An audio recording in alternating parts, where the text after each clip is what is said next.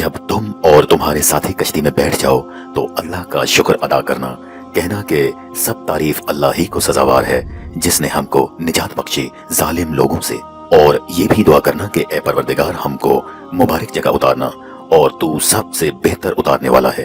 बेशक इस किस्से में निशानियां हैं और हमें तो आजमाइश करनी थी।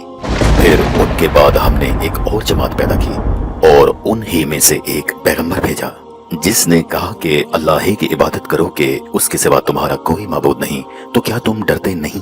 तो उनकी कौम के सरदार जो काफिर थे और आखिरत के आने को झूठ समझते थे और दुनिया की जिंदगी में हमने उनको आसूदगी दे रखी थी, कहने लगे कि ये तो तुम्हारे जैसा आदमी है, जिस किस्म का खाना तुम खाते हो इसी तरह का ये भी खाता है, और पानी जो तुम पीते हो उसी किस्म का ये भी पीता है, और अगर तुमने अपने ही जैसे आदमी का कहा मान लिया तो घाटे में पड़ गए। क्या ये तुमसे ये कहता है कि जब तुम मर जाओगे और मट्टी हो जाओगे और हड्डियों के सिवा कुछ बाकी न रहेगा तो तुम जमीन से निकाले जाओगे?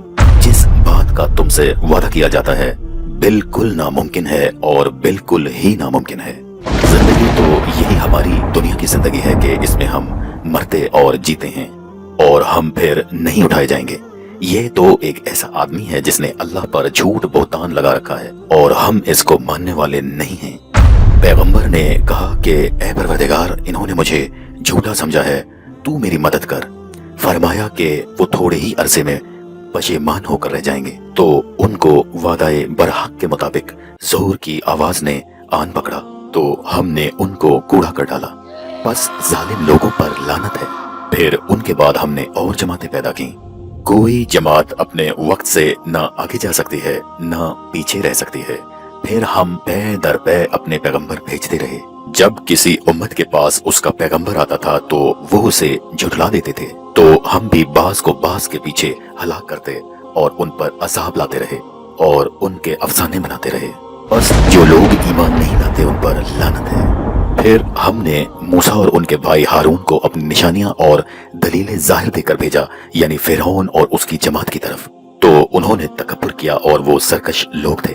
कहने लगे कि क्या हम अपने जैसे दो आदमियों पर ईमान ले आए और जिनकी कौम के लोग हमारे खिदमतगार हैं? तो उन लोगों ने इनकार किया, सो आखिर हलाक कर दिए गए।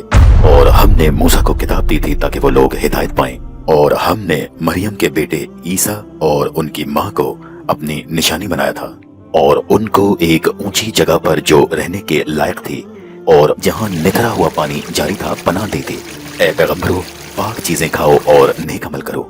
जो अमल तुम करते हो मैं उनसे वाकिफ हूँ, और ये तुम्हारी जमात हकीकत में एक ही जमात है और मैं तुम्हारा परवरदिगार हूँ, तो मुझसे डरो।